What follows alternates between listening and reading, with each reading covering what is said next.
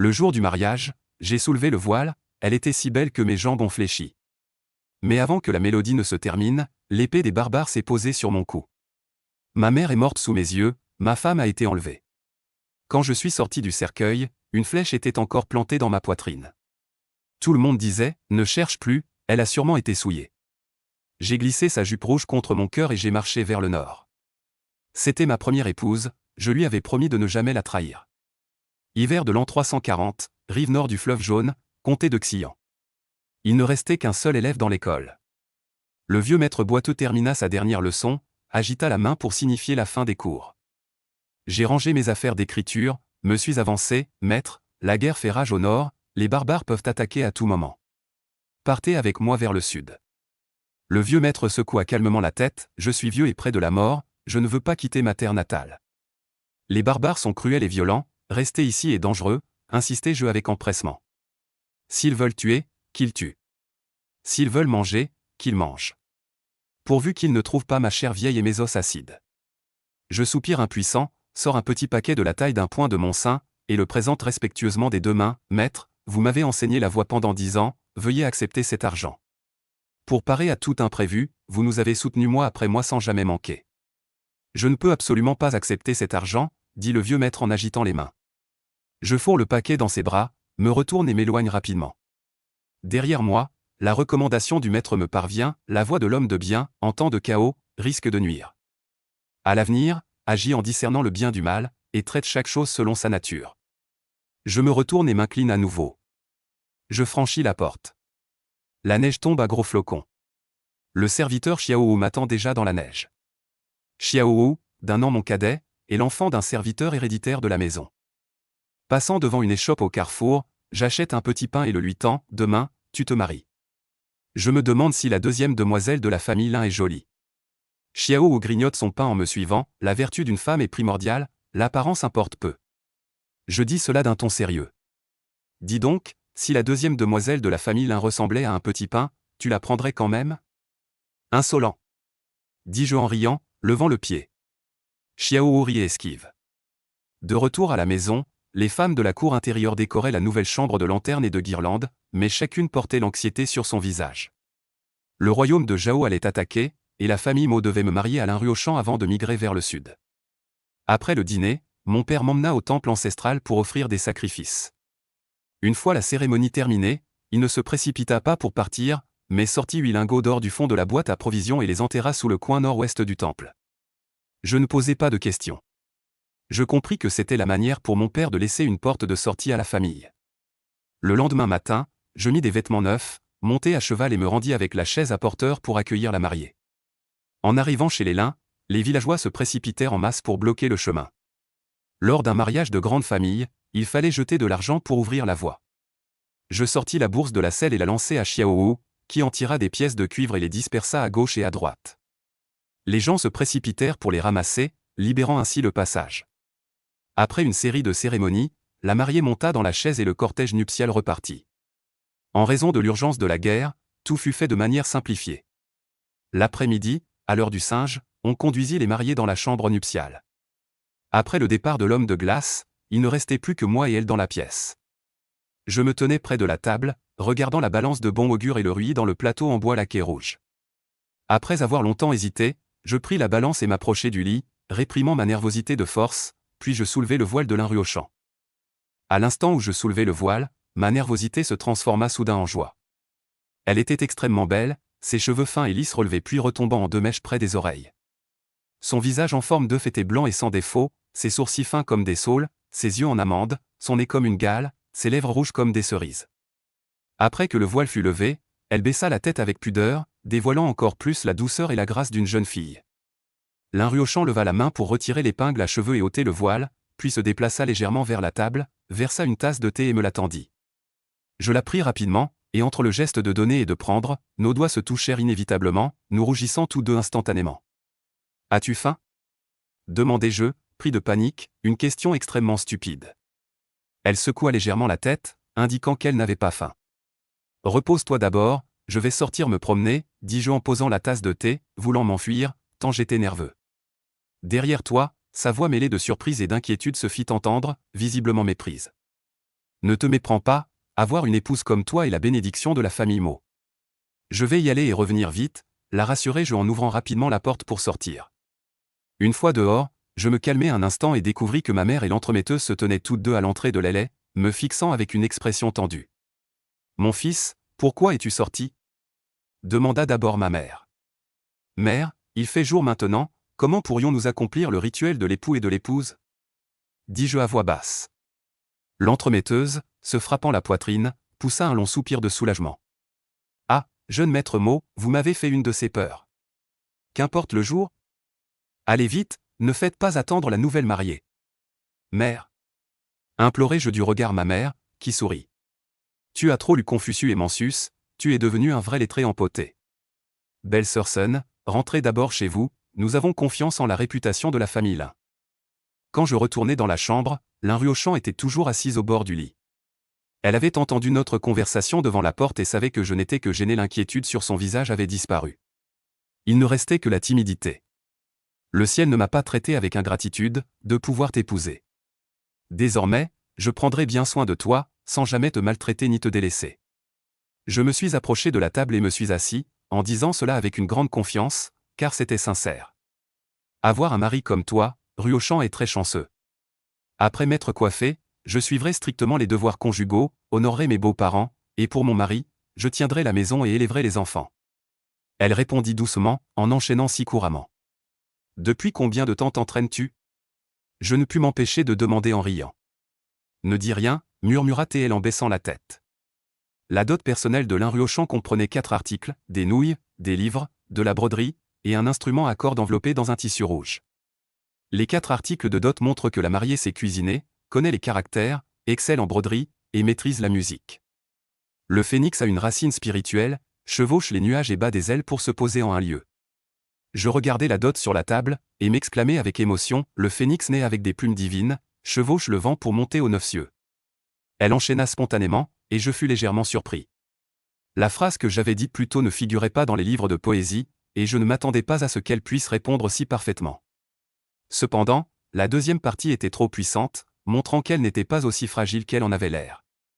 Je n'y réfléchis pas davantage. Après tout, une épouse cultivée est une bonne chose. Elle regarda la flûte de bambou accrochée au mur. Si monseigneur le souhaite, nous pourrions jouer un morceau ensemble, pour communiquer par la musique, ce serait parfait. Elle s'approcha de la table pour dégager de l'espace, accorda et testa les cordes. Je décrochai la flûte de bambou du mur pour l'essuyer. Un air de Le Phénix mâle cherche sa femelle unit la flûte et la cithare, en parfaite harmonie.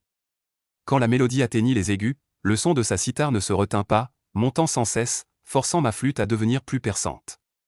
Chaque fois que je hissais péniblement ma flûte, sa cithare redescendait en un murmure doux. Au prochain passage aigu, elle montait à nouveau, me poussant à m'élever encore. Moi, un lettré, jouer une flûte si aiguë était un peu fatigant, mais mon cœur était ravi. Avec elle pour gouverner la maison, notre famille prospérerait sûrement. Avant que le morceau ne s'achève, des pas pressés retentirent soudainement devant la porte. C'était Xiaohu. Il ne venait jamais dans la cour intérieure d'habitude. Pour entrer ainsi précipitamment, il devait y avoir une affaire urgente. Je posai la flûte et ouvris la porte pour sortir.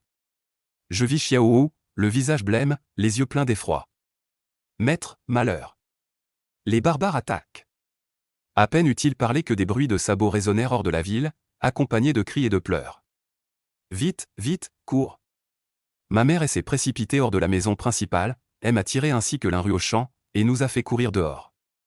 Les servantes ramassaient en hâte les objets précieux, tandis que mon père et Xiaohu se dirigeaient vers la calèche à la porte pour atteler les cordes. Au moment où nous avons franchi la porte de la pharmacie, toute la ville de Xian était déjà engloutie par une mer de flammes. Partout, des foules fuyaient en hurlant, et les cavaliers barbares parcouraient les rues et les ruelles, tuant quiconque croisait leur chemin. Mon père conduisait la calèche, nous menant désespérément vers la porte sud. Juste au moment où nous allions atteindre la porte, une flèche a fusé, frappant mon père en pleine épaule. Il a poussé un cri de douleur et est tombé de la calèche. Maître. Ma mère, sans se soucier de rien, a sauté de la voiture.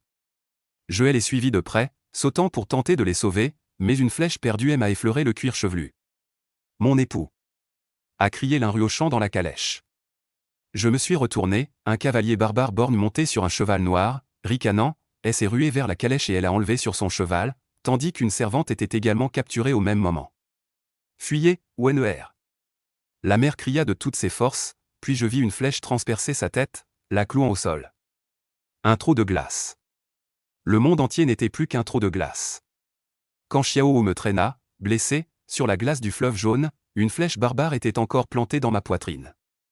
Cette flèche m'avait touché, mais je ne sentais aucune douleur. La seule chose que je pouvais faire était d'essayer de garder les yeux ouverts.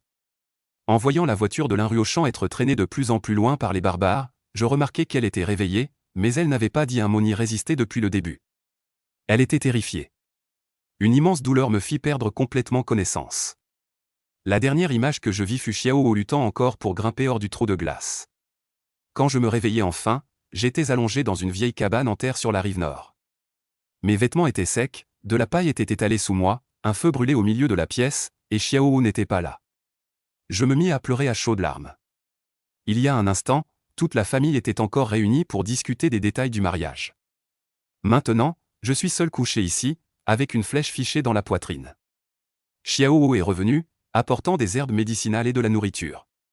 Tu es rentré, je regarde la boîte de médicaments dans ses mains, c'est celle de la pharmacie Mo. Tu dois appliquer le remède, et nous devons aussi manger.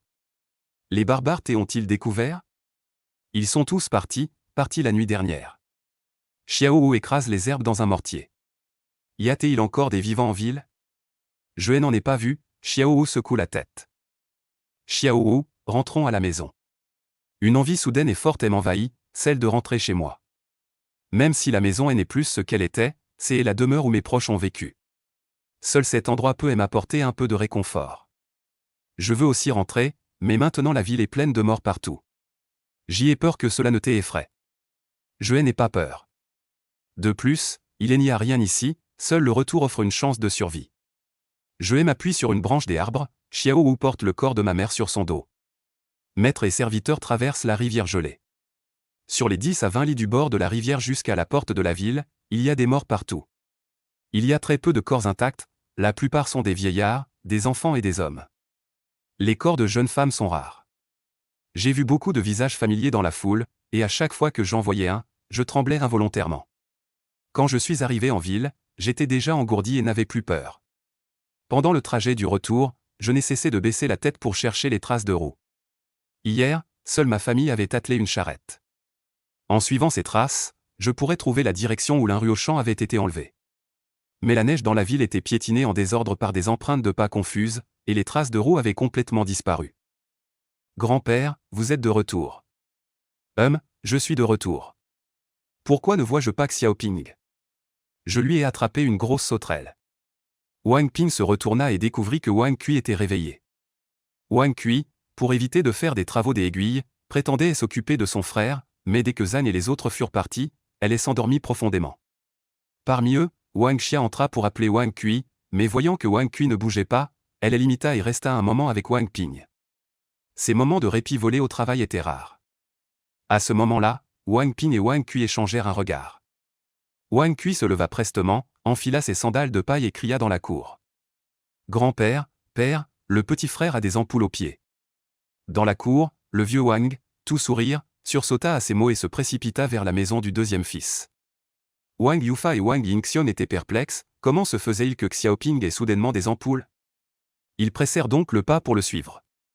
Peu après, des lamentations retentirent dans la maison.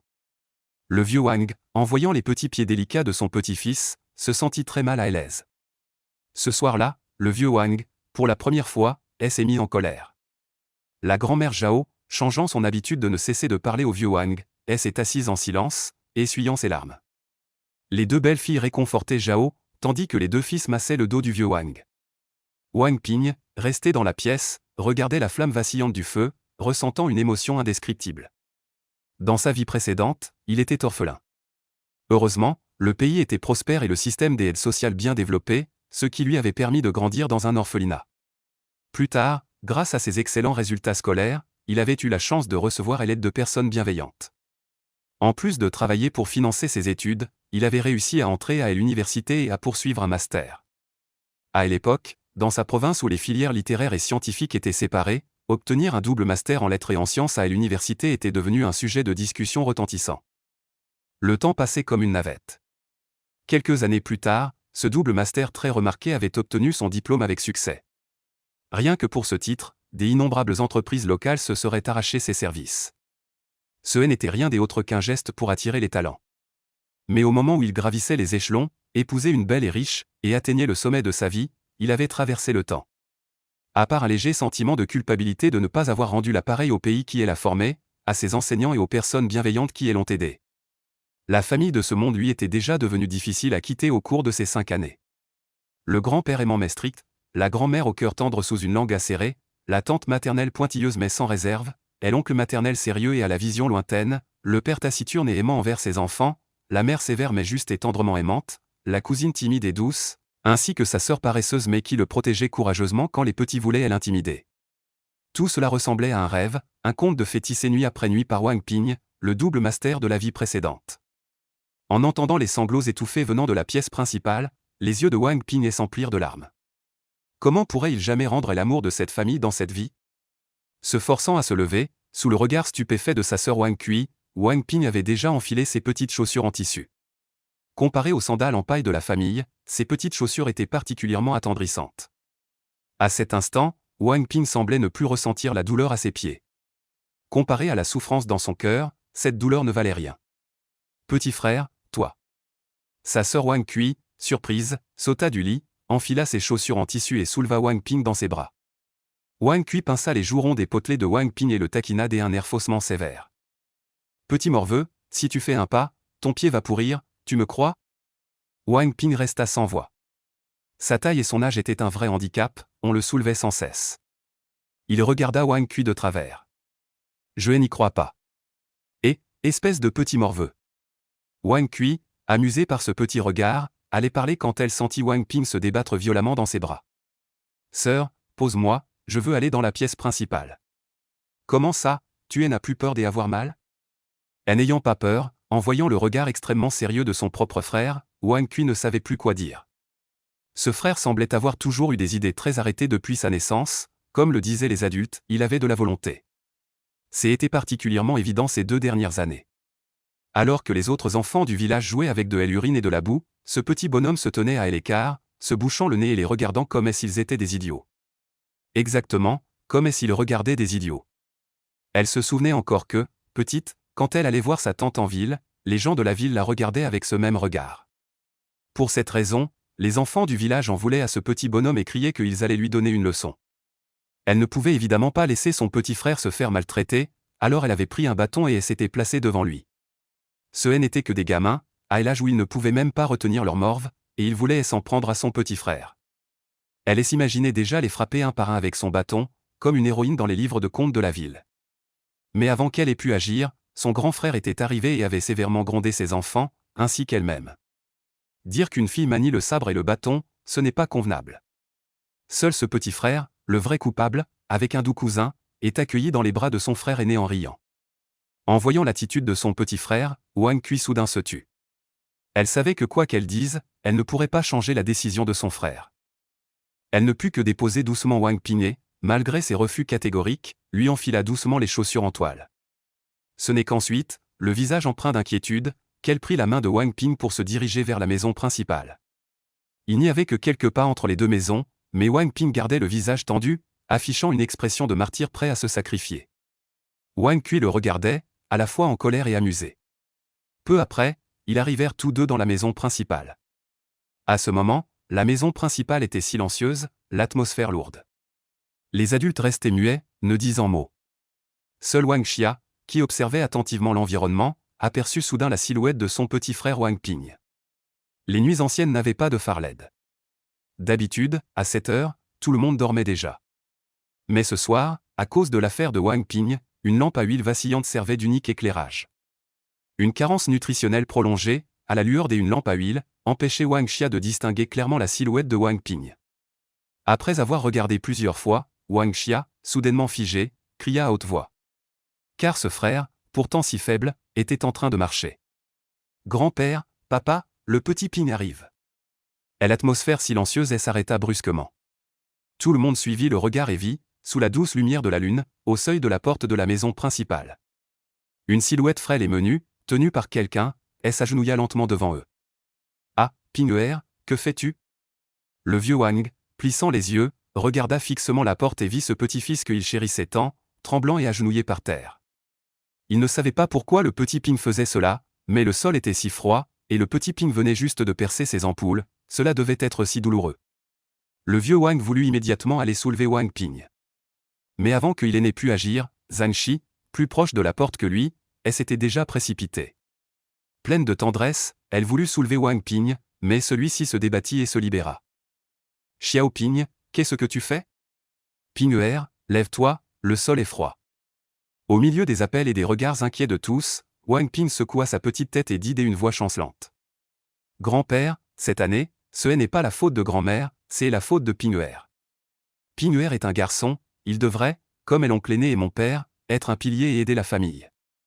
Mais Ping-er est jeune et aime jouer, et il est gâté par les aînés, au point qu'aujourd'hui, après seulement quelques pas, il a des ampoules, ce qui inquiète grand-père, fait se blâmer grand-mère, et attriste tous les aînés pour Ping-er. C'est la faute de Ping-er, je prie grand-père de ne plus gronder grand-mère. En disant cela, Wang Ping posa ses deux petites mains et l'une sur l'autre sur le sol et elle s'inclina profondément. Les yeux rouges de Zhao devinrent également complexes à ce moment-là. Ce petit-fils n'avait pas été chéri pour rien. Le vieux Wang, qui venait de se lever, resta soudain figé, puis elle s'effondra directement sur le tabouret. Zhang et ont également les yeux rouges en un instant. Ce petit bonhomme, comme il est raisonnable. Elles sont toutes deux mères. Ce petit être si adorable et filial, si ce n'était pas pour elle l'occasion, elles auraient toutes deux voulu prendre Wang Ping dans leurs bras pour le câliner. Wang Yufa avait le visage rayonnant de joie, une fierté mêlée de tendresse. Ce petit Ping, si jeune et déjà si raisonnable et filial, ne déçoit pas les années où sa mère a pris soin de lui. Il est vraiment digne d'être le fils de Wang Yufa. Wang Yingxiong, en écoutant les paroles de Wang Ping, se réjouissait, mais soudain, il se rappela quelque chose et fronça les sourcils sans y penser, tournant son regard vers le vieux Wang. Le vieux Wang, perdu dans ses pensées, revint à lui à ce moment-là, et en voyant le regard interrogateur de son fils aîné, il sembla comprendre quelque chose, mais ne dit rien, poussant seulement un profond soupir en secouant la tête. Le vieux Wang soupira, regarda Zhao avec un sourire aux yeux et dit d'un ton mécontent. Tu vois, même le petit Ping a intercédé pour toi. Ne vas-tu pas aider le petit Ping à se relever? Veux-tu qu'il continue à s'agenouiller, blessé comme il est, et qu'il attrape froid? Zhao, tout sourire, ne prêta pas attention au sarcasme du vieux Wang et se leva pour aller prendre Wang Ping dans ses bras. Cela effraya tellement Zhang qu'elle se dit qu'il n'était pas convenable qu'une belle fille reste debout pendant que sa belle-mère se levait, alors elle se baissa rapidement pour soulever Wang Ping. C'est à ce moment que Wang Ping leva la tête pour regarder le vieux Wang. Le vieux Wang comprit, sourit avec résignation et dit doucement à Wang Ping. Bon, grand-père a compris. Xiao Ping, lève-toi vite, fais attention à ne pas prendre froid. Wang Ping sourit alors, tendit les deux bras vers Zhang, et en profita pour tapoter doucement la poussière sur les vêtements de Wang Ping. Puis, tenant Wang Ping d'une main et Wang Kui de l'autre, il entra. Une fois à l'intérieur, Zhao insista pour que Wang Ping s'assoie près d'elle, mais le vieux Wang le prit dans ses bras avant elle, ce qui lui valut un regard noir de Zhao. Après avoir posé Wang Ping, le vieux Wang appela Wang Kui et Wang Xia. Les quatre grands-parents et petits-enfants riaient tous aux éclats. Wang Xia et Wang Kui parlaient à voix basse tout en faisant de temps en temps des clins d'œil et des sourires complices à Wang Ping. Les règles de la ferme ne sont pas strictes, un dîner déjà refroidi a été réchauffé par Eshi. Il n'y avait que quelques bols de riz grossier et quelques plats de légumes sauvages. Après le dîner, les deux belles filles et les deux servantes ont commencé à ranger la vaisselle et à nettoyer la table. Le vieux Wang tenait Wang Ping, à côté de lui étaient assis Wang Yufa et Wang Yingxiong. La douce lumière de la lune dans la cour était dispersée par les branches et les feuilles des petits arbres, formant des taches par terre. Le vieux Wang berçait Wang Ping doucement. Xiao Ping, as-tu encore mal? Grand-père, Ping n'a plus mal, Ping est un vrai homme. Xiao Ping, d'où as-tu appris ce que tu as dit aujourd'hui? Grand-père, de quoi parles-tu? Ce que notre Xiao Ping vient de dire tout à l'heure. Oh, ça! Ping l'a entendu quelque part. Ping l'a retenu après l'avoir entendu une seule fois. Oui, grand-père, comment ça, Ping est fort, non? Grand-père, père et oncle ne font-ils pas tous pareil? C'est ça, à l'avenir, il faut sortir plus souvent. Grand-père ne te demande pas d'accomplir de grandes choses, il suffit que tu sois en bonne santé et en sécurité pour qu'il soit satisfait. Ce n'est qu'en bougeant beaucoup qu'on peut avoir un bon corps. Le vieux Wang, avec affection, gratta doucement le nez de Wang Ping, regarda longtemps les arbres dans la cour agités par le vent, perdu dans ses pensées. Wang Yingxiong jeta un coup d'œil compatissant à Wang Ping avant de détourner la tête. Wang Yufa restait toujours souriant. La lune d'automne était comme de l'eau, et bientôt Wang Ping s'endormit. Le vieux Wang remit Wang Ping à Zagne, puis, en se massant les reins, s'éloigna lentement. Wang Yingxiong et Wang Yufa partirent chacun de leur côté. Une nuit sans histoire.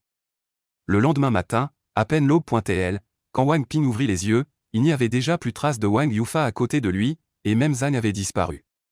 Wang Ping, frottant ses yeux encore ensommeillés, s'assit sur le lit et appela fort vers l'extérieur de la maison. « Maman, où es-tu allée ?» Il n'y eut aucun bruit venant de l'extérieur. Wang Ping, en bâillant, s'apprêtait à descendre du lit quand soudain la pièce s'assombrit et une silhouette familière entra. Wang Ping, surpris et ravi, ouvrit la bouche et se précipita vers l'autre. « Cousin, tu es enfin de retour. Ping pensait tellement à toi. » En disant cela, il frotta son visage contre la poitrine du visiteur. Wang Xiang, avec tendresse, toucha le front de Wang Ping du sien, le déposa doucement et commença à l'habiller. « Cousin, Ping sait s'habiller tout seul. » « Ah. Notre petit Ping sait déjà s'habiller tout seul. » Bien sûr. Ping est très intelligent. D'accord. Alors, Ping a-t-il pensé à son cousin? Bien sûr que oui. Ping y pense le matin, le soir, tous les jours. Espèce de petit menteur. Si c'était vraiment comme tu dis, ce serait parfait. Cousin, pourquoi aimais-tu encore à m'habiller? Non, pas ça. Peu après, Wang Ping, habillé, s'assit au bord du lit, les yeux encore ensommeillés. Wang Xiang rangea rapidement la couverture et s'assit à côté de Wang Ping, elle observant attentivement. Wang Ping, tout naturellement, enlaça le bras de Wang Xiang et ferma les yeux, sur le point de s'endormir. Wang Xiang sourit légèrement, pinça doucement le nez de Wang Ping, et alors que Wang Ping fronçait les sourcils et ouvrait les yeux, il sortit lentement de son sein un petit objet enveloppé dans un tissu. Wang Ping le regarda avec curiosité, tandis que Wang Xiang déplia doucement le tissu, révélant quelques morceaux de sucre de la taille d'un petit doigt. Sucre. Wang Ping sourit de joie, et Wang Xiang mit doucement un morceau de sucre dans sa bouche. Alors, c'est sucré? En voyant Wang Ping hocher la tête, Wang Xiang avala discrètement sa salive et lui dit. Le reste, donne en un à chacune de tes deux sœurs, et s'il en reste, ton cousin te les gardera, d'accord? Et toi, cousin? Moi, j'y en ai déjà mangé. Je travaille à l'épicerie, j'y en ai vu passer des tonnes. Tant mieux. Wang Ping sourit d'un air mignon, et Wang Xiang rit aussi, caressant doucement les cheveux de Wang Ping. Cousin, pourquoi es-tu rentré aujourd'hui? Tu ne sais pas? Le blé de la maison va bientôt être récolté, je suis revenu pour aider. C'est déjà l'époque de la moisson du blé? Wang Ping, stupéfait, pensa à son cousin Wang Xiang, qui était déjà entré dans la maison pour changer de vêtements.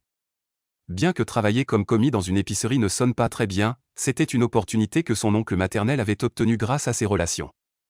Son cousin Wang Xiang avait déjà 14 ans cette année.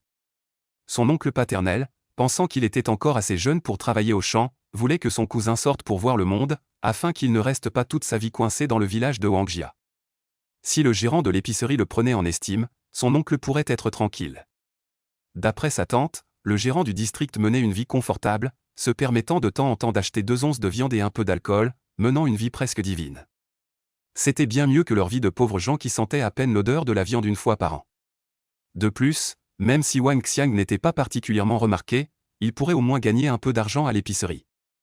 Wang Xiang avait déjà 14 ans, et dans quelques années, il devrait se marier, ce qui représenterait une dépense considérable. Il fallait donc s'y préparer tôt. Ainsi, ces 2 dernières années, Wang Ping avait vu Wang Xiang très peu de fois. Chaque fois que Wang Xiang revenait, il lui apportait quelques petites friandises, mais aux yeux de Wang Ping, avec son regard d'une autre époque, c'était de très mauvaise qualité. Même le miel brut que Wang Xiang emballait dans un linge était noirâtre et avait un goût étrange, bien loin du sucre blanc raffiné des temps modernes, mais cette intention touchait profondément Wang Ping. Cependant, pour ce cousin timide, réservé et parfois un peu craintif, Wang Ping ressentait intérieurement une certaine inquiétude. Ces 2 dernières années, comment Wang Xiang s'en sortait-il vraiment dans l'épicerie? Est-ce qu'il allait bien? Alors que Wang Ping y pensait, sa tête fut soudainement tapotée doucement. Il leva les yeux et vit Wang Kui, portant un seau de nourriture pour poule, qui le regardait en souriant discrètement. Wang Ping se fâcha immédiatement et cria de sa voix enfantine perçante. « Grande sœur, tu n'as pas lavé tes mains avant de toucher ma tête. Et Wang Kui tira la langue en riant et s'enfuit en courant. Les ampoules des hier, après une nuit de repos, s'étaient bien améliorées. Wang Ping était confiant, tant qu'il ne marchait pas avec les pieds aussi brûlants que la veille, tout irait bien. Sur ce petit tronçon de chemin, Wang Ping peut maintenant faire 8 allers-retours. En voyant Wang Kui s'éloigner en courant, son petit corps semblait reprendre le contrôle. Wang Ping baissa la tête et voulut se lancer à sa poursuite. Pourquoi je n'arrive pas à courir? Wang Ping s'arrêta, surpris, leva la tête et vit Wang Xiang lui bloquer le chemin avec sa main. Il jeta un coup d'œil impuissant vers la silhouette de Wang Kui. Toujours ce tempérament, ta sœur te fait exploser en un rien de temps. Wang Ping fit semblant d'être fâché et tordit la bouche. Quel tempérament? Comparé à la solitude de sa vie antérieure, Wang Kui préférait désormais jouer et s'amuser avec son frère et sa sœur, chérissant les liens familiaux. En voyant Wang Ping bouder et faire une tête de tristesse, Wang Xiang trouva cela amusant et lui pinça doucement les joues. Bon, ne te fâche pas. Le cousin est allé au champ, fais attention à ne pas tomber. Wang Ping hocha la tête, puis leva soudainement la tête, ses yeux brillants fixant Wang Xiang. Cousin, je veux y aller aussi. Tu veux aussi oublier l'ampoule d'hier? Si aujourd'hui tu en as une autre, grand-père va me botter le cul, tu me crois pas? Wang Ping ne dit rien, continuant seulement à regarder Wang Xiang. Wang Xiang, résigné, d'accord, mais si tu y vas, il faut que je te porte. Non, Ping'er veut marcher tout seul. Il faut que je te porte. Il faut marcher tout seul.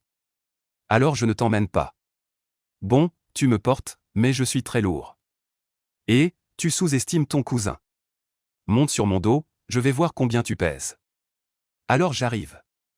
Regarde-moi, le corbeau prend l'avion. Qu'est-ce que tu marmonnes? Aïe, ce petit Ping'er, pourquoi es-tu si lourd maintenant? On dirait que le taoïste avait raison, ce gamin va vraiment devenir riche et prospère plus tard. Ce grand champ du village de Wangjia, au bord du chemin, n'appartient pas seulement à la famille de Wang Ping, mais aussi à d'autres villageois. À ce moment-là, le soleil n'était pas encore complètement levé, suspendu dans le ciel, mais les paysans étaient déjà arrivés dans leurs champs respectifs. Après quelques échanges rapides, ils commencèrent à travailler, sinon, une fois le soleil levé, la chaleur les empêcherait de faire beaucoup de travail. Wang Xiang emmena Wang Ping au champ. Le vieux Wang, ravi de voir son petit-fils aîné, caressa la tête de son neveu en souriant et dit « Tu as encore grandi ». Mais lorsque les regards se tournèrent vers Wang Ping, qui se cachait derrière Wang Xiang, lui tenant la cuisse et jetant des coups d'œil furtifs aux autres, ils affichèrent tous un sourire amer. Xiao Ping, sois sage, ne fais pas de bêtises, rentre vite à la maison. Avec ton cousin, nous sommes assez nombreux. Oui, retourne vite, sinon tu auras encore des ampoules aux pieds. Grand-mère Zhao agita aussi la main pour renvoyer Wang Ping à la maison. Zhan Shi essuya alors la sueur sur son front et se releva. Elle avait envie de renvoyer Wang Ping à la maison, mais en voyant Wang Xiang à côté, qui avait déjà retroussé ses manches pour travailler, elle ravala ses paroles. C'étaient tous ses fils, et bien qu'elle eût le cœur serré, Wang Ping devait grandir et peu à peu se familiariser avec les travaux des champs. Pensant à cela, Zhan Shi se fit violence, se retourna et continua à couper le blé. Et, en voyant son fils arriver, elle était ravie. Mais en voyant ce petit bout de Wang Ping vouloir travailler avec elle, elle ne put s'empêcher de rire, montrant du doigt un tas de blé coupé à côté, haussant un sourcil et plaisantant. Xiao Ping'er, tout petit comme tu es, tu veux travailler? Tu arrives à lier le blé? À ce moment-là, les villageois que la famille du vieux Wang avait dépassés dans les champs voisins avaient aussi rattrapé leur retard. Debout à côté, haletant bruyamment, ils regardaient la famille du vieux Wang parler avec le petit Wang Ping, et cela éveilla leur intérêt. Petit bonhomme, tu arrives à lier le blé? Si tu y arrives, ton oncle Zhao parlera à tes parents, d'accord? En entendant les paroles de Zhao Tiezu, les villageois qui se reposaient autour se mirent aussi à crier en riant. Petit bonhomme, montre-nous un peu. Petit bonhomme, lier des gerbes de blé? C'est simple, tu fais d'abord comme ça, puis comme ça, et voilà. Donne une bonne leçon à Zhao Tiezu. Wang Liu, toi, attends un peu. Le surnom de petit adulte donné à Wang Ping par les villageois vient en partie de la déclaration fracassante du taoïste au poste des informations à l'entrée du village, et en partie du fait que ce gamin, Wang Ping, était différent des autres enfants depuis tout petit, dès qu'il a su marcher, ses yeux portaient une fierté qui le plaçait au-dessus des autres. Ce regard, il ne l'avait vu que sur les visages des hauts fonctionnaires, et c'est ainsi qu'ils ont surnommé Wang Ping petit adulte. Cependant, plus tard, à mesure que Wang Ping grandissait, ils ont découvert que ce gamin semblait plutôt poli, et que ses paroles et ses actions avaient une certaine tenue. Et oui, il semblait suivre un code de conduite, complètement différent de ces sales gamins qui passaient leur temps à courir de l'est à l'ouest du village, à attraper des crapauds pour leur faire pipi. Ainsi, le surnom de petit adulte pour Wang Ping fut encore plus solidement établi. Wang Ping sortit de derrière Wang Xiang, salua tout le monde d'un geste ample, et se mit à parler en grognant. Qu'il soit connu de tous, oncle, tante et belle-sœur, que moi, Wang Ping. Xiao Ping'er, qu'est-ce que tu racontes? Je suis ton grand-oncle paternel. Wang Ping, qu'il soit connu de tous, grands-oncles, grandes-tantes, frères et sœurs, qu'une simple botte de paille, pour moi Wang Ping, c'est un jeu des enfants. En parlant, il regarda attentivement la botte de blé que et désignait. Eh bien, cette botte est la plus petite, attachons celle-là. Puis, avec habileté, il attacha le blé, sous les regards étonnés de la foule, partit en titubant. Depuis quand ce Xiaoping sait-il faire ça? Deuxième fils, c'est toi qui lui as appris? Le vieux Wang, désignant la silhouette de Wang Ping qui s'éloignait, était un peu surpris, ce petit-fils, il l'avait vu grandir, et qu'il maîtrise aussi ce geste, cela le déconcertait vraiment. Je ne sais pas Ping, même en marchant, il se fait des ampoules, comment pourrais-je lui apprendre ça? Wang Yufa secoua la tête, visiblement surpris que Wang Ping sache lier le blé. Seul Zhao, souriant, jeta un coup d'œil aux villageois alentour, affichant une fierté débordante. Vous deux, père et fils, ne voyez-vous pas qui c'est? Notre Xiaoping a toujours été très intelligent depuis son enfance. Ce n'est que lier du blé, mon petit-fils n'a eu que à y jeter un coup d'œil pour l'apprendre. Et acquiesça aussi un signe de tête approbateur. Ce Xiaoping a toujours eu ses propres idées depuis son enfance, je l'avais sous-estimé. Il semble que, à l'avenir, il deviendra sûrement un bon agriculteur. En entendant grand-mère et mère louer le petit frère, Wang Xiang secoua la tête et les regarda avec un peu d'excitation. Et, Ping est bien plus intelligent que les lettrés de son âge au bourg. Mère, as-tu oublié ce que le taoïste a dit du petit frère? Et Chiri. Un lettré, c'est l'étoile de la littérature descendue sur Terre. Bien que Ping soit intelligent, elle ne croyait pas qu'il puisse égaler un lettré. Mais les paroles du vieux taoïste la firent pourtant hésiter. Va-t'en, tu oses encore te moquer de ta mère? Tu n'as pas vu que ton père est introuvable? Pourquoi ne vas-tu pas vite l'aider? Wang Xiang se gratta la tête et s'enfuit en riant. Les paysans autour, regardant la silhouette déjà lointaine de Wang Ping, ne purent s'empêcher de claquer la langue. Si l'on disait que ce gamin, Wang Ping, savait déjà lier le blé, ils n'y croyaient pas.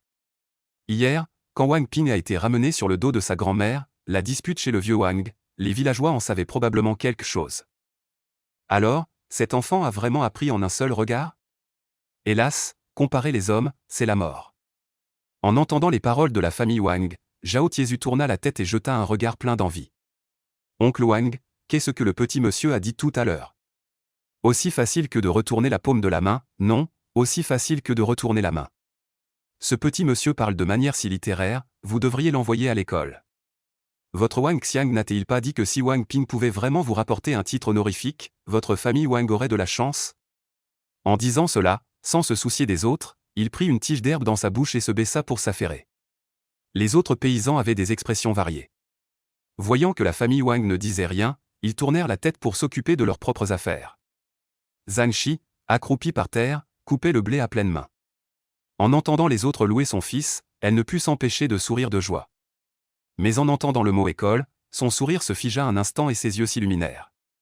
Cependant, elle tourna la tête pour regarder le vieux Wang, et voyant qu'il ne disait rien, elle baissa à nouveau la tête et se mit à réfléchir en secret. Père, en entendant le mot école, Wang Yufa s'agita aussi.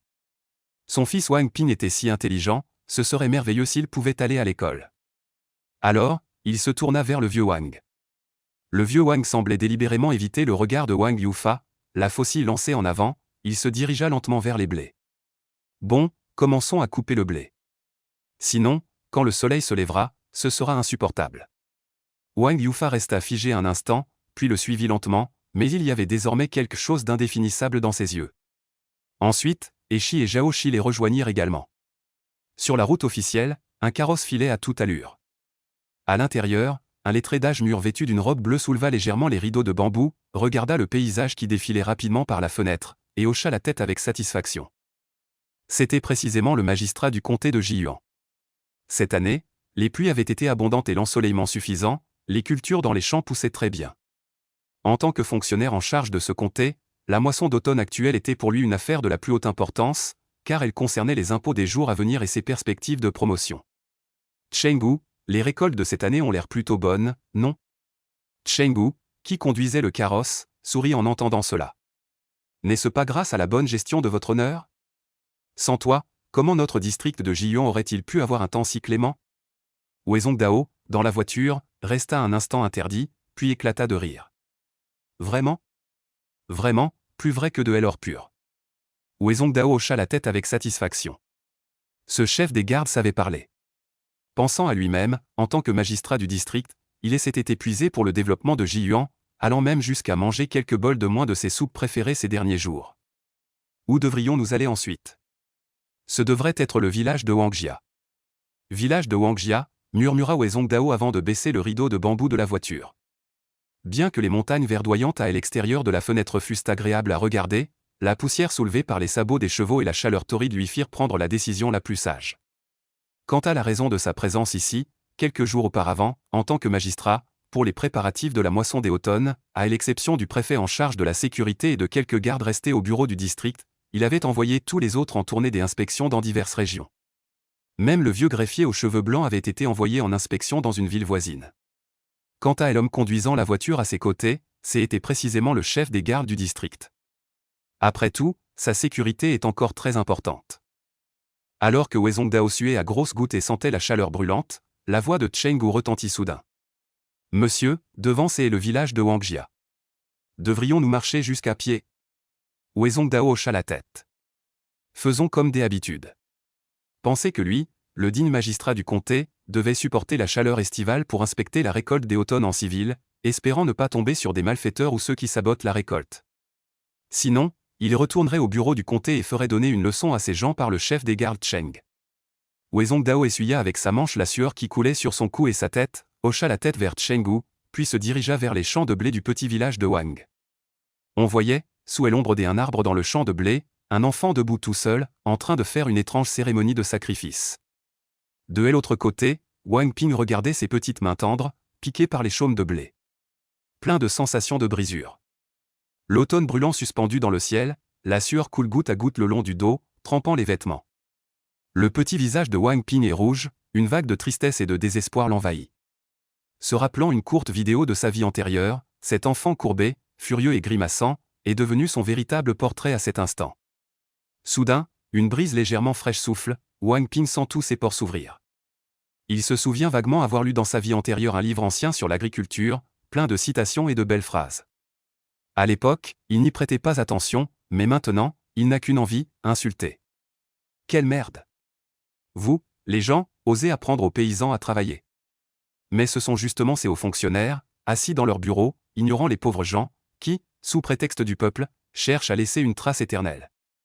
Wang Ping secoue la tête, l'air vague, regardant au loin les champs, les hommes en sueur, les vieillards, les femmes avec des paniers en bambou, les enfants. Soudain, un poème appris dans sa vie antérieure lui revient complètement à l'esprit. Jetant un regard vers les personnes qui s'éloignaient, Wang Ping murmura doucement. Observant la moisson des orges dans les familles paysannes, il y a peu de jours de repos en mai, les gens sont 2 fois plus occupés. La nuit venue, le vent du sud se lève, et les blés couvrent les collines de leur jaune. Les femmes et les filles portent des paniers de nourriture, les enfants tiennent des cruches de bouillon. Ils se suivent pour apporter le repas aux champs, tandis que les hommes robustes travaillent sur les coteaux du sud. Sous leurs pieds, la terre d'été est brûlante sur leur dos, le feu du ciel les accable. Épuisés, ils ne sentent plus la chaleur, mais regrettent que les jours d'été soient si longs. Il y a aussi une femme pauvre, tenant son enfant à ses côtés. De la main droite, elle saisit les épis perdus de son bras gauche, elle suspend un panier usé. Arrivé à ce point, Wang Ping s'arrêta soudain, se mordant la langue. Les choses qui suivent ne sont pas faciles à dire. Faut-il les dire ou non? Ne pas les dire rend un peu mal à l'aise. Alors que Wang Ping hésitait, une voix mystérieuse s'insinua soudain dans ses oreilles. Petit érudit, pourquoi t'arrêtes-tu? Continue donc. Wang Ping tourna brusquement la tête et vit un homme d'âge moyen, à la barbe de bouc, penché et souriant, le visage tout proche du sien. Un fantôme, s'écria Wang Ping en s'enfuyant. Pourquoi cet enfant s'est-il enfui? Suis-je donc si effrayant? En voyant Wang Ping s'enfuir en criant comme s'il avait vu un fantôme, Wezong Dao se désigna le visage et regarda Chenggu avec stupéfaction. Je suis le magistrat de ce district. En me voyant, ne pas se prosterner à terre, au moins devrais-tu montrer un peu de respect. Ce gamin, au contraire, me regarde comme s'il voyait un fantôme. Votre Excellence, vous avez une prestance imposante, un savoir profond, êtes intelligent et vif, gracieux comme un saule, et une beauté de fleurs et de lune. Au début, Wezong Dao appréciait plutôt les paroles de Chenggu, fermant les yeux et hochant la tête, c'est ça, je suis bien ce genre de personne. Mais ensuite, plus il écoutait, plus cela lui semblait étrange, et il donna un coup de pied dans les fesses de Chenggu. Chenggu resta courbé, immobile, tandis que Wezong Dao, sous l'effet du contre-coup, recula de 2 pas. Votre Excellence, qu'est-ce qui vous prend? Chenggu, elle l'air plein de ressentiment, elle n'avait rien fait et s'était pris un coup de pied. Si en plus il faisait tomber le magistrat, la faute serait grande. Va-t'en, va-t'en. Fermer la lune et faire honte aux fleurs? C'est un terme qu'on peut employer pour décrire sa grandeur? Wezong Dao, un peu embarrassé, repoussa d'un geste la main de Chenggu qui le soutenait, secoua sa manche et retrouva l'allure d'un magistrat. Je ne suis qu'un homme du peuple et ne sais pas lire, je n'ai donc entendu cela que des autres. Mais ce petit garçon tout à l'heure était intéressant. Ce poème est parfait, comme s'il était naturel. Cependant, il semble que ce poème ne soit pas terminé. J a l'impression qu'il manque quelque chose, c'est un peu regrettable. Wezong Dao fit claquer ses lèvres, savourant les détails, puis secoua la tête avec déception. Tu quoi? Tu peux comprendre, toi? Je ne comprends pas. Chenggu secoua la tête catégoriquement, puis sourit en faisant un signe de tête vers l'endroit où Wang Ping s'était éloigné en courant, et demanda prudemment. Et si j'y allais chercher ce gamin pour que votre Excellence l'interroge en détail? Wezong Dao donna un nouveau coup de pied, mais cette fois avec moins de force. Chenggu ne bougea toujours pas. Wezong Dao ne trembla que légèrement, se stabilisa, et ressentit une certaine fierté intérieure. Tu me prends pour qui, à vouloir prendre par la force? Moi, je ne suis qu'un serviteur, je voulais juste permettre à votre Excellence d'entendre l'intégralité du poème. Sinon, une fois que ce gamin sera loin, votre Excellence ne pourra plus jamais l'entendre. Il n'est pas nécessaire que ce jeune enfant, bien que jeune, vêtu de toile et de coton, puisse retenir un poème si long. Il doit être un enfant de paysan doué d'un certain talent. Si l'occasion se présente, nous nous reverrons à l'avenir. Monsieur, pensez-vous que c'est lui qui l'a composé? Ce que cet enfant a récité ressemble un peu à ce qui est devant nous. Bah, impossible, absolument impossible. Même moi, le magistrat du comté, je n'aurais pas pu le faire à l'époque, alors lui?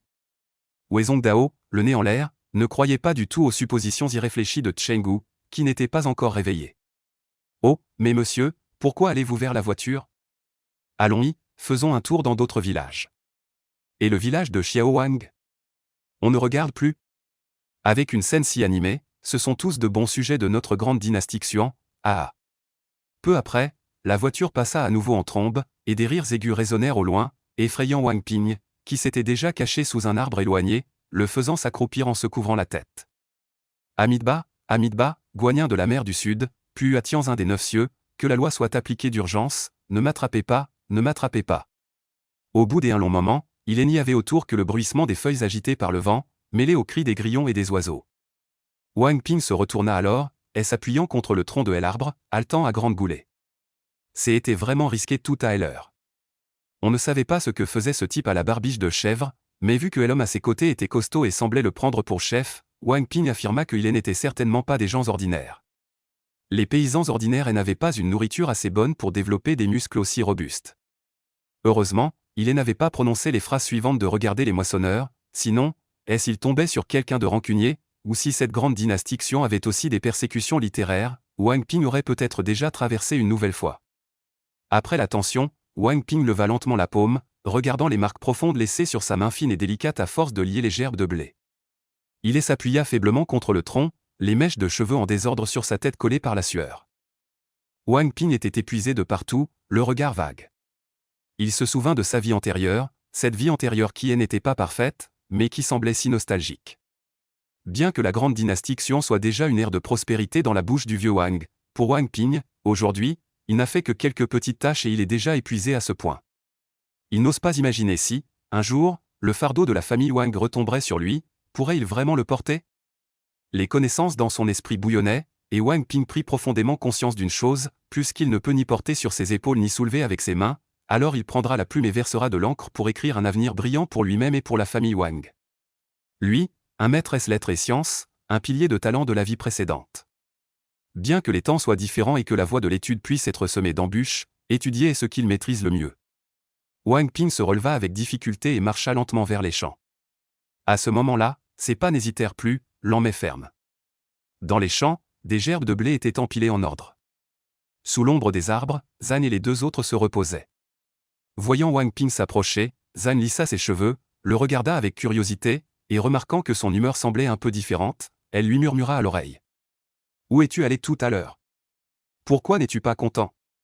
Wang Ping secoua la tête et enlaça le cou de Zhan Shi. « Maman, je veux étudier. » « Étudier ?» Le corps de Zhan Shi se raidit soudainement. Elle jeta un coup d'œil furtif à Eshi et Zhao Shi qui parlaient en riant, et ne hocha légèrement la tête qu'en voyant qu'elle ne s'en était pas aperçue. « Je le dirai à ton père. »« Bon, va jouer maintenant. » Wang Ping hocha la tête et, voyant que grand-mère Zhao Shi souriait en ouvrant les bras, recula de 2 pas et, imitant un petit veau, se jeta doucement dans les bras de la vieille dame. Tout le monde éclata de rire devant cette scène. Quelques jours plus tard, le blé dans les champs de tous côtés fut récolté. Grand-mère Zhao Shi, chose rare, coupa un peu de viande grasse pour récompenser la famille qui avait travaillé dur, mettant ainsi un point final parfait à l'année de labeur. Après la moisson du blé, le battage et le séchage étaient des travaux physiques, mais comme le séchage se faisait dans la cour de la maison, Wang Ping, sa sœur et sa cousine pouvaient aussi aider. Le cousin fut également retenu par le vieux Wang, car dans quelques jours, il faudrait payer les impôts. Le cousin avait travaillé dans une épicerie, et aux yeux du vieux Wang, il pouvait aider à calculer la quantité de grains à payer. Ces derniers jours, Wang Ping n'avait pas entendu Zhan parler de ses études. En voyant les quelques bonbons restants dans le sachet, une idée lui vint soudain. Wang Yao, le petit-fils du chef du village. Dès après ce qu'on disait au village, ce gamin avait déjà été envoyé à l'école. Wang Ping pensait qu'il n'aurait rien contre l'idée d'échanger un livre contre des bonbons. Ainsi, chaque jour au crépuscule, dans un bosquet près du village de Wangjia, apparaissaient 2 silhouettes enfantines, elle une mince, elle autre grassouillette. Le petit gros, la bouche pleine de quelque chose, suçotait avec une expression extatique. Wang Ping, un livre à la main, traçait des caractères par terre avec un bâton. Le temps fila, et le jour de payer l'impôt approchait. Boum boum boum. Le son retentissant des gonds résonna dans le village de Wangjia. Wang Shangyi, le chef du village aux cheveux grisonnants et au visage ridé, criait à tue-tête en parcourant les ruelles. L'impôt annuel. Que chaque famille prépare le grain à remettre. Que chacun sache, selon la taille des terres et les éventuelles séparations de foyers, ce qu'il doit payer. S'il y a quelqu'un qui ne sait pas compter, il peut venir me voir, moi, le vieil homme. Mon petit-fils va à l'école cette année, il pourra aussi vous aider à calculer. J'ai entendu le maître d'école dire que mon petit-fils est très doué en calcul. Wang Shangyi éclate de rire, son visage rayonnant de fierté. À cette époque où l'on gagne sa vie en labourant la terre, pouvoir subvenir aux études de ses enfants et petits-enfants est une chose très enviable. En traversant le village, Wang Shangyi voit les villageois, curieux et envieux, qui l'interrogent sans cesse, ce qui le rend encore plus fier. « Oncle Shangyi, ton Wang Yao est vraiment allé à l'école ?» « Bien sûr que oui, ça fait déjà plusieurs mois. »« C'est cher, l'école ?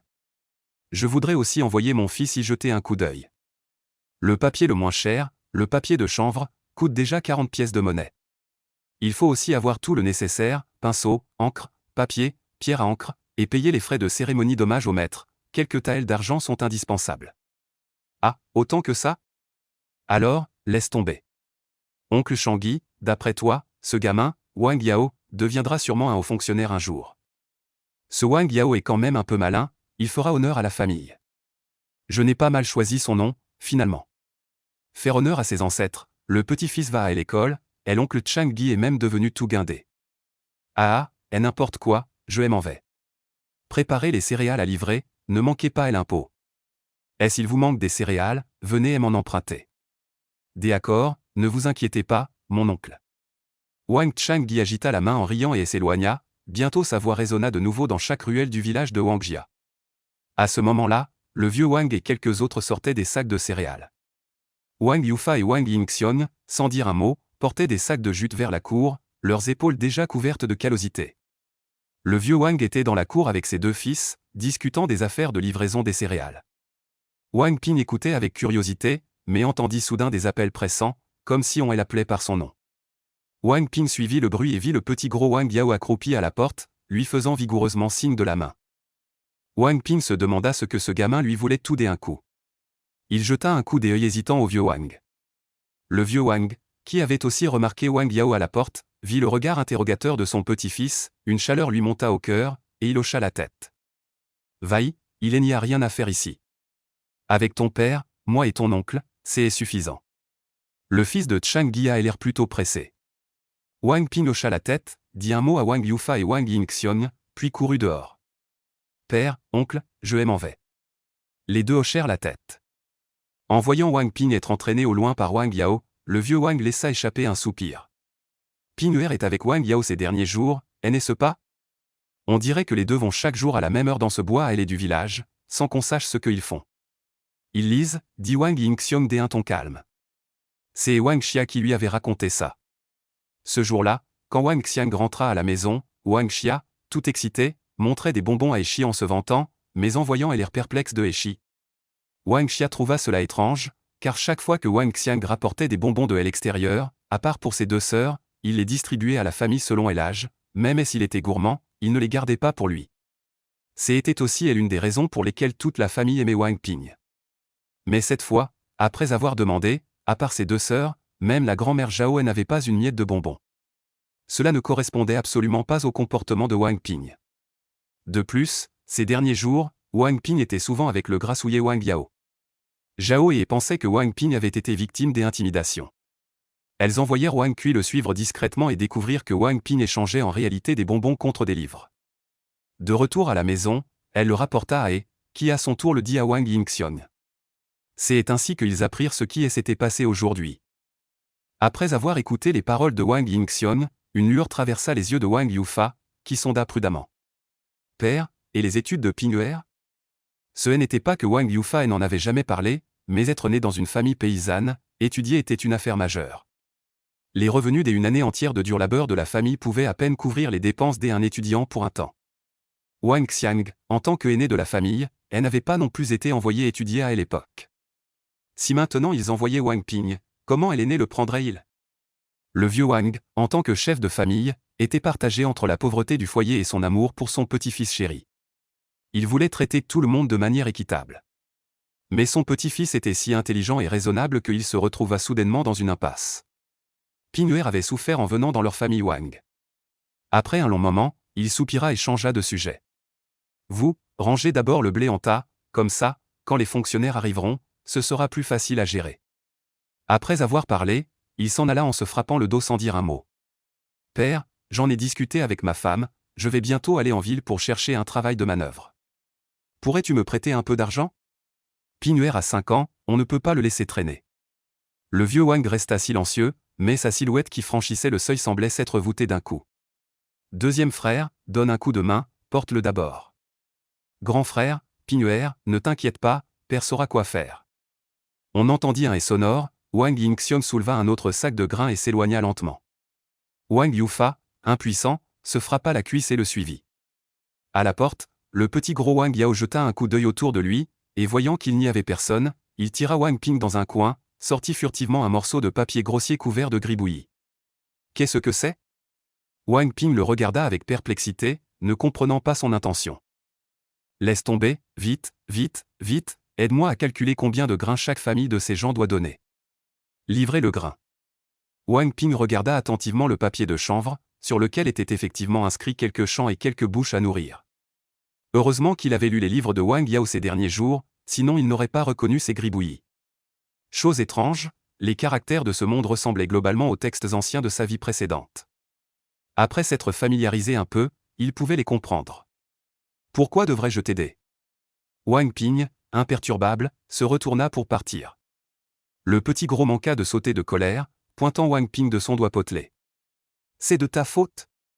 Si tu n'avais pas si bien fait mes exercices de calcul, le maître serait-il allé vanter mes mérites devant mon grand-père? S'il ne m'avait pas vanté, est-ce que j'aurais cette corvée maintenant? Le petit gros avait l'air misérable. Wang Ping, lui, trouva la situation amusante. Il avait échangé des bonbons contre des livres, dévoilant ainsi involontairement quelques talents en calcul. Le petit gros, voyant qu'il était bon en mathématiques, lui avait refilé tous ses devoirs, prétendant que c'était une condition indispensable. D'habitude, tu ne brûles pas d'encens, et quand les ennuis arrivent, tu me fais trinquer. Wang Ping ne se laisserait certainement pas manipuler par ce gamin. Il haussa un sourcil et dit au petit gros. Te venir en aide n'est pas impossible, mais j'ai une condition. Parle, parle, parle. Le petit gros regardait Wang Ping avec insistance, les yeux pleins de supplication. Donne-moi encore quelques livres à lire. Le petit gros poussa un soupir de soulagement. Il pensait que c'était quelque chose de grave, mais ce n'était que ça. Cependant, ses yeux roulèrent et il continua à regarder Wang Ping. Alors, il y a une règle, tu ne peux pas les ramener à la maison, tu ne peux les lire que dans ce petit bosquet, et il faut que ce soit seulement nous deux. Wang Ping resta sans voix. Qu'est-ce que ça veut dire, lire dans le petit bosquet et seulement nous deux? Mais le plus urgent était d'aider le petit gros à résoudre ses problèmes de calcul. D'un simple coup d'œil sur les impôts de chaque famille, Wang Ping les calcula. Mais quand il les annonça au petit gros, celui-ci fit une tête d'enterrement. Je n'arrive pas à retenir tout ça. Wang Ping était impuissant. Alors que le temps manquait et que le petit gros devenait de plus en plus pressé, Wang Ping regarda les noms sur le papier de chanvre, perdu dans ses pensées. Soudain, ses yeux s'illuminèrent et il murmura quelque chose à l'oreille du petit gros. Oh, oh, d'accord, je m'en souviens. Le petit gros marmonnait, répétant sans cesse les quelques phrases que Wang Ping lui avait apprises, de peur de les oublier par mégarde. Mais dans son cœur, il faisait ses petits calculs, Wang Ping était si fort qu'à l'avenir, il devait lui prêter plus de livres pour qu'il l'aide à faire ses devoirs, et ainsi obtenir la récompense de grand-père pour acheter plus de bonbons. Si Wang Ping n'était pas d'accord, il pourrait toujours, en serrant les dents, lui en donner un. À cette pensée, le petit gros Wang Yao sourit bêtement à Wang Ping, puis, après avoir pris congé, courut vers chez lui. À ce moment-là, à l'entrée du village, chez le chef du village, quelques Yamen à Dodéan arrivèrent en Khaotan. Dans la grande dynastie Xuan, après la fin des moissons des automnes dans chaque région, le chef du village rapportait au bureau du district, qui envoyait des agents dans chaque village pour collecter sur place. Pour les villages particulièrement isolés, un lieu désigné était fixé, où les villageois devaient eux-mêmes transporter les grains jusqu'au bureau officiel. Le bureau officiel accordait alors une compensation selon les circonstances. À chaque fois, c'était la période la plus chargée pour le gouvernement, et le personnel manquait souvent, de sorte que les chefs de village devenaient le pont entre l'administration et les villageois. Wang Shangyi est-il là? Le chef des agents tira sur les rênes, arrêta Elan sur le côté, salua les autres, puis entra chez Wang Yugi. Messieurs, Wang Yugi salua en souriant, leva les yeux et jeta un coup d'œil à la charrette à âne devant la cour. Faut-il inviter ces messieurs à entrer se reposer et boire un peu d'eau fraîche? Ce fonctionnaire agita la main, jeta un coup d'œil aux quelques sacs de céréales entassés dans la cour, s'approcha, les frotta dans sa main, puis les reposa en tapant des mains. Pas besoin de se reposer, profitons de la fraîcheur pour finir ce travail rapidement, sinon ce sera mauvais quand il fera chaud. Le registre des terres du village de Wang est chez vous, n'est-ce pas? Ici, ici. Wang Yugi hocha la tête, indiqua une direction au fonctionnaire, puis s'avança à grands pas. Bientôt, on entendit un grincement, une porte en bois s'ouvrit. Dans le village de Wang, la famille de Wang Shangyi pouvait être considérée comme relativement aisée. On racontait que les ancêtres des Wang avaient eu des lettrés, et bien que la famille ait décliné par la suite, il restait quelques biens. Wang Shangyi avait aussi appris quelques caractères avec les aînés dans son enfance. Bien que peu nombreux, c'était l'une des raisons pour lesquelles il pouvait être chef de village. À ce moment, en poussant la porte, on voyait le registre des terres du village de Wangjia posé tranquillement sur la table en bois, à côté d'une feuille de papier de chanvre et un pinceau trempé dans l'encre. Officier, voici. Wang Shangyi tendit le registre. Le fonctionnaire le prit d'une main nonchalante, regarda les objets sur la table et fixa Wang Shangyi avec curiosité. Y a-t-il un lettré dans ta famille? Wang Shangyi, dont le dos était légèrement courbé, se redressa d'un coup, un sourire qu'il ne pouvait cacher illuminant son visage. Pour que l'officier le sache, mon petit-fils va à l'école depuis plus de 2 mois. Le maître qui enseigne les mathématiques à l'école le félicite pour son intelligence. Le fonctionnaire, tenant le registre, marqua une légère pause, esquissa un sourire forcé, puis rendit le registre à Wang Shangyi. Oncle Shangyi, appelle-moi simplement Goudan. Tu as l'âge de mon père si tu m'appelles ainsi, cela me portera malheur. Tu ferais mieux de garder ce registre. Je ne sais pas lire, nous le vérifierons tout à l'heure. Voyant l'attitude du fonctionnaire devenant plus douce, Wang Shangyi, vieux et rusé, comprit immédiatement son intention. Après un bref instant de réflexion, il prit le registre à 2 mains. Monsieur l'officier, vous êtes trop aimable. Commençons donc maintenant. Wang Shangyi haussa les sourcils et jeta un regard interrogateur à Zhang Gudan. Je vous en prie. Zhang Gudan hocha la tête et fit un pas en avant. Il sortit directement de la cour, échangea quelques mots avec un greffier vêtu d'une robe noire et coiffé d'un carré de tissu, puis le greffier hocha légèrement la tête et sortit un registre de sa manche. C'était précisément un exemplaire du registre des terres du village de Wang conservé au bureau du district, utilisé pour vérifier et collecter les taxes foncières. Allons-y. Le greffier conduisit Zhang Gudan à l'intérieur. Le vieux Wang, voyant le greffier, leva la main pour le saluer, mais le greffier fit un geste de la main.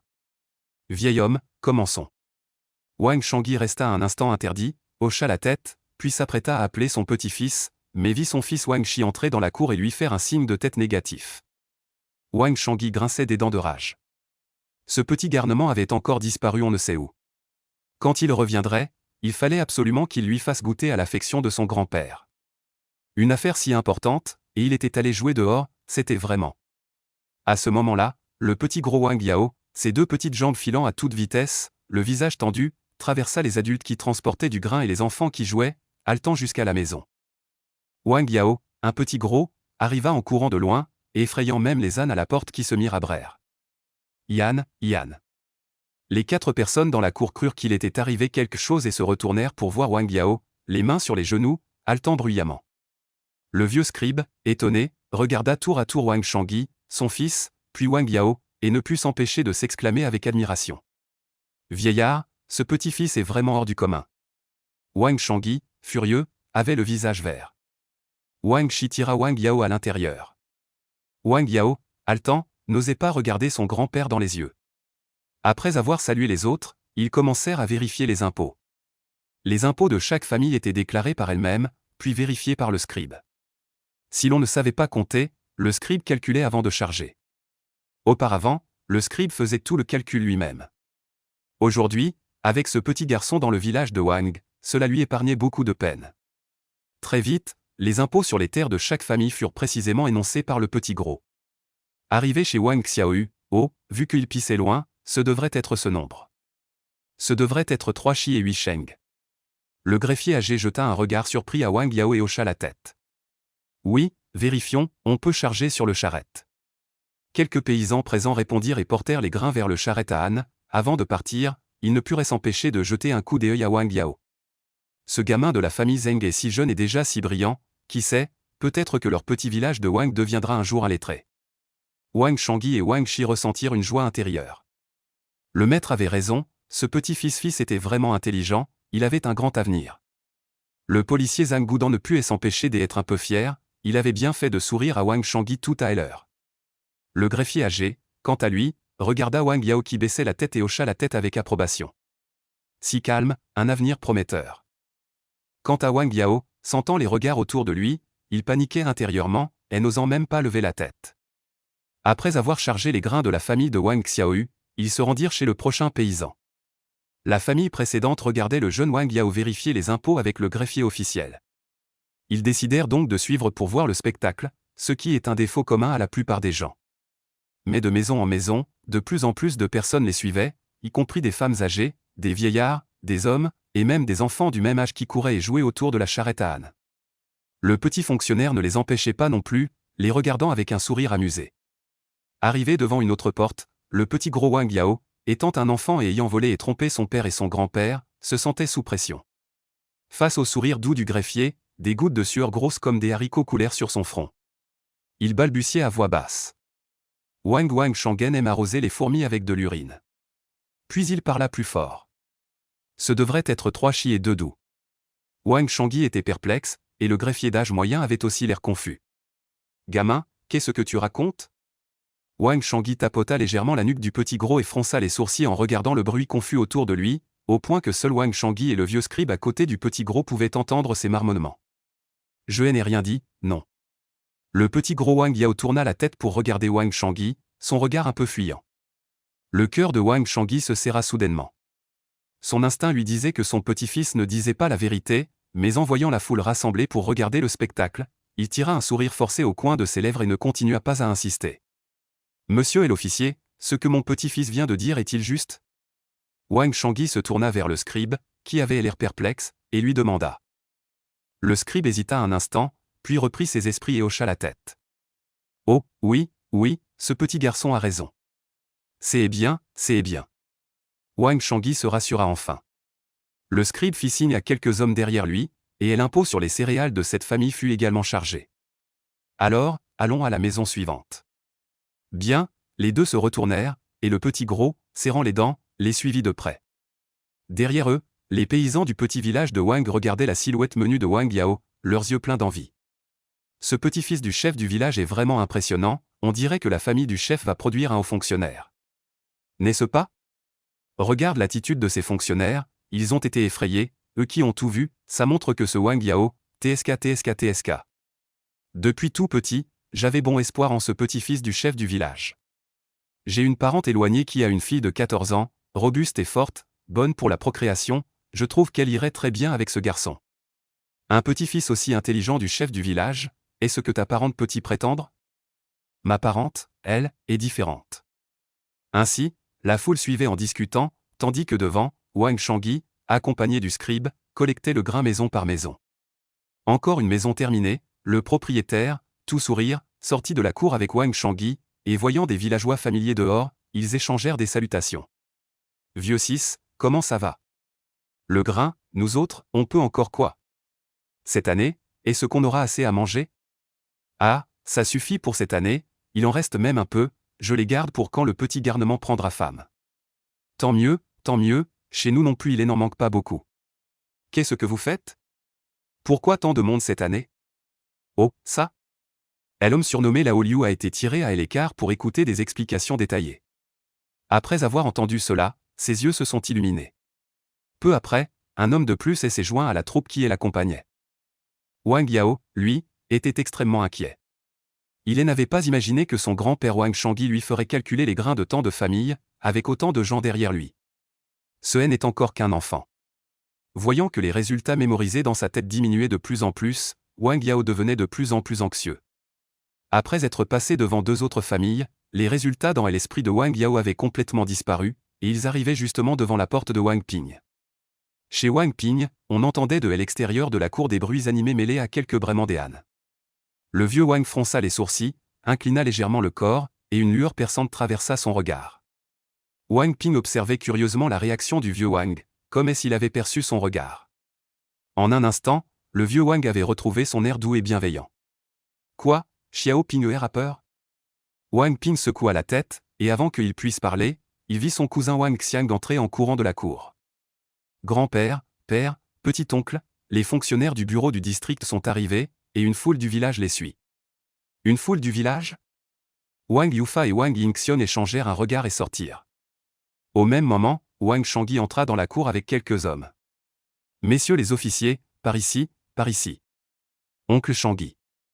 Wang Shangyi hocha la tête, salua le vieux Wang, puis se mit à crier vers Wang Yao derrière lui. Yaoer, viens vite calculer ça.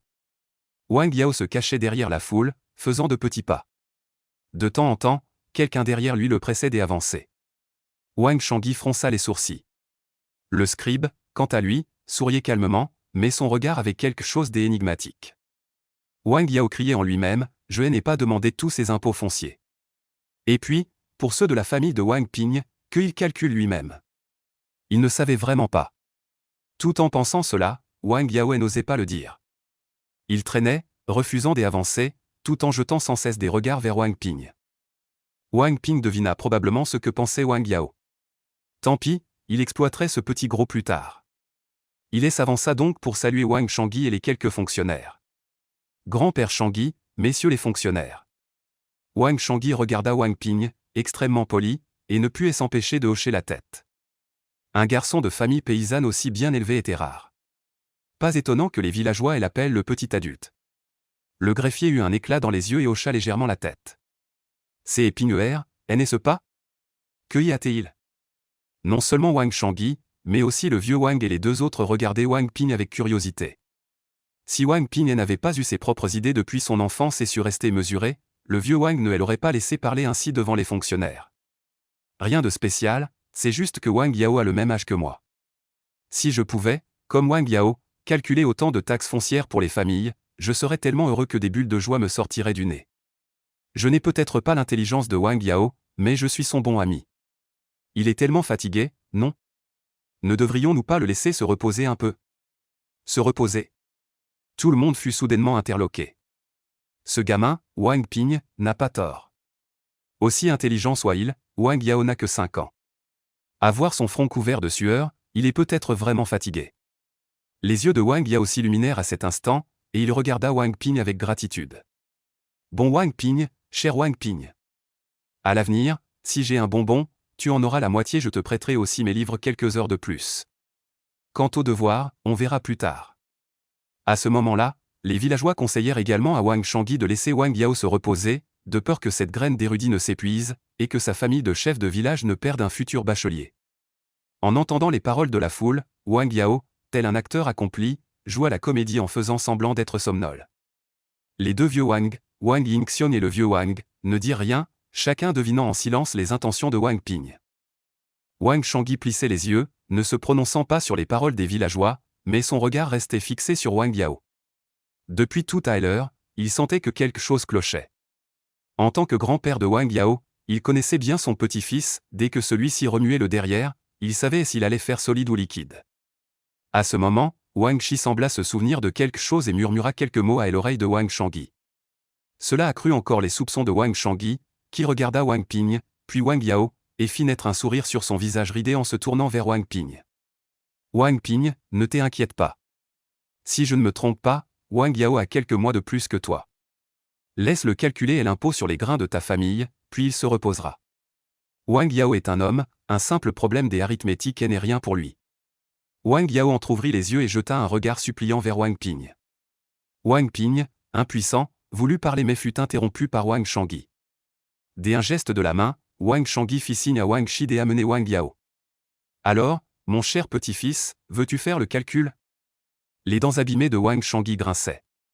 Wang Yao, effrayé, trembla en prenant le registre. Le silence s'abattit soudainement. Le scribe caressait sa barbe, observant calmement. Au bout d'un moment, la main de Wang Yao tenant le registre se mit à trembler légèrement, son visage devenant de plus en plus tourmenté. La foule commença à s'agiter, et le visage de Wang Shangyi se figea progressivement. Wang Yao, n'en pouvant plus, jeta un regard désespéré à Wang Ping, jeta le registre sur le sac de grains et éclata en sanglots. Je ne sais pas compter. Tous furent surpris par la réaction soudaine de Wang Yao. Le temps sembla suspendu. Les adultes le regardaient, perplexes. Mais soudain, une petite fille tenue dans les bras, le doigt dans la bouche, pointa Wang Yao en riant aux éclats, brisant cette atmosphère étrange. Ah, maman, il pleure. Ne dis pas et n'importe quoi. La femme donna une petite tape sur les fesses de la fillette, le visage gêné, et regarda Wang Shangyi. En un instant, tous les enfants présents se mirent à crier, car à cause de ce garnement de Wang Yao, ils avaient tous reçu une correction de leurs parents. Bien qu'ils ne sachent pas pourquoi Wang Yao pleurait, cela leur avait au moins rendu l'appareil. Plusieurs enfants sautaient et criaient en riant aux éclats en l'appelant Wang Yao. Mais ils n'eurent pas le temps de se réjouir longtemps avant d'entendre à nouveau des sifflements dans leur dos et de recevoir quelques coups de pied aux fesses. Ils durent donc se frotter les fesses et retourner, penauds, auprès de leurs parents. Wang Ping se frotta le front, l'air impuissant. Wang Shangyi et Wang Shi froncèrent les sourcils. Wang Shangyi regarda Wang Yao, se demandant même s'il n'avait pas mal entendu. Yao, qu'as-tu dit? Wang Yao, les yeux embués de larmes, leva la tête vers Wang Shangyi et se mit à sangloter doucement. Grand-père, je ne tue ne quoi? Wang Shangyi, impatient, se frappa la cuisse. Wang Yao prit une profonde inspiration, rassembla son courage et avoua, n'en pouvant plus. Je ne sais pas compter. Ah, Wang Shangyi chancela en reculant de 2 pas, soutenu par Wang Shi, encore incrédule et refusant d'abandonner, il demanda. Alors dis-moi, grand-père, comment as-tu obtenu ces impôts sur les céréales dès avant? À ce stade, la plupart des personnes présentes avaient compris, ils pensaient que Wang Yao, ce garçon intelligent, avait calculé ses impôts sur les céréales, mais en réalité, c'était quelqu'un d'autre. Plusieurs Yamen ouvrirent grand la bouche, stupéfaits. Zhang Tiedan regarda Wang Yao avec un air embarrassé. Parmi les présents, seul le scribe continuait à sourire en observant la tournure des événements. Voyant Wang Yao regarder constamment Wang Ping, une idée absurde surgit dans l'esprit du vieux Wang. Ce ne serait quand même pas Ping qui a aidé Wang Yao à calculer cela? Ping n'a étudié que quelques jours avec Wang Yao, 100 personnes pourraient l'instruire, impossible, Ping ne peut absolument pas avoir calculé cela. Avant que le vieux Wang n'ait pu chasser cette idée qu'il jugeait absurde, Wang Yao, avec un air désolé, désigna Wang Ping. Wang Ping, c'est Wang Ping qui a calculé pour moi. Ces paroles ont stupéfié toute l'assemblée, tout le monde regardait Wang Ping fixement, ne s'attendant pas à ce qu'un tel événement éclate en plein milieu du spectacle. Wang Shangyi regarda Wang Ping avec incrédulité, puis il agita la main en souriant de force. Yao, ne fais pas de bêtises, je sais que Wang Ping a suivi tes cours pendant quelques jours. Mais aussi intelligent soit-il, comment pourrait-il comprendre tout cela en si peu de temps? Si c'était vraiment lui, il serait déjà le lauréat du premier rang. Bon, assez, je ne te force pas, repose-toi un moment. Quant à l'impôt foncier de la famille du vieux Wang, laissez les fonctionnaires le calculer eux-mêmes. Qu'en pensez-vous, monsieur le fonctionnaire? Le greffier acquiesça en souriant. Wang Yao, quant à lui, était pressé. Après tout, il n'était encore qu'un enfant de 5 ans, avec un cœur d'enfant. En voyant que son grand-père ne croyait pas ses paroles, il s'est immédiatement impatienté. Grand-père, c'est vraiment Wang Ping qui a calculé ça. Je lui ai même promis de lui donner des bonbons.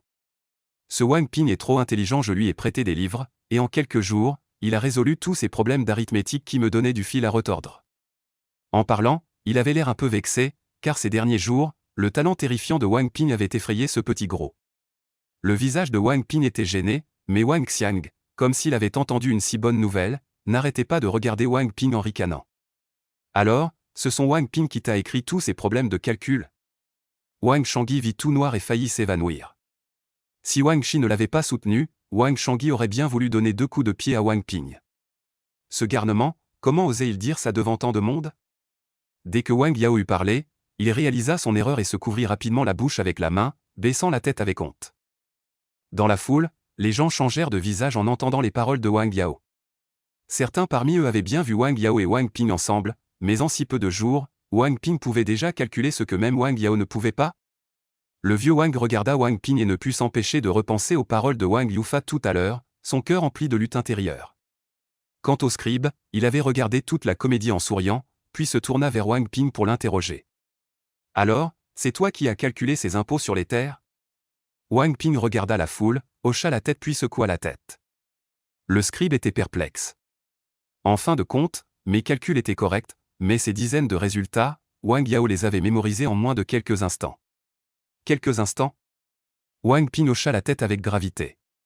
Le scribe ne put alors cacher son étonnement, à la fois pour Wang Ping et pour Wang Yao. Il croyait qu'après cet incident, Wang Ping n'oserait plus le tromper. Quant à Wang Yao, qui était sévèrement contraint par les aînés de sa famille au point de développer un esprit de rébellion, cela se comprenait. Cependant, les talents de ces 2 enfants du village de Wang lui inspiraient vraiment de l'envie. En regardant Wang Shangyi, le scribe secoua la tête en souriant. Vieillard, ne vous affligez pas. Bien que cet enfant ait menti, le fait qu'il ait pu mémoriser clairement autant de résultats d'impôts fonciers en quelques instants est vraiment remarquable. Tant qu'il sera encouragé par la suite, il accomplira de grandes choses à l'avenir. Wang Shangyi hocha la tête, se redressa et se leva. Il avait lui aussi compris. Au départ, il avait fait étudier Wang Yao uniquement pour qu'il apprenne à lire et à écrire, afin de trouver un moyen de subsistance.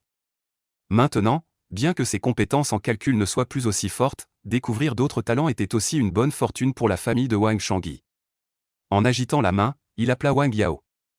Sa main rugueuse effleura doucement la peau délicate de Wang Yao, qui, le cœur serré, s'agenouilla. Grand-père, dit Wang Shangyi avec un sourire, la voix rauque. Yao, à l'avenir, il faudra bien étudier. Je le ferai, je le jure, promis Yao. Voyant cela, le greffier hocha la tête, puis se tourna vers Wang Ping et les 3 personnes derrière lui. Sortant un registre, il le secoua devant Wang Ping. Petit, oses-tu résoudre un problème des arithmétiques? Wang Ping comprit ce que l'autre voulait dire, c'était peut-être sa chance d'étudier. Il hocha donc la tête. Le greffier choisit au hasard la taxe sur les terres d'une famille et elle énonça rapidement.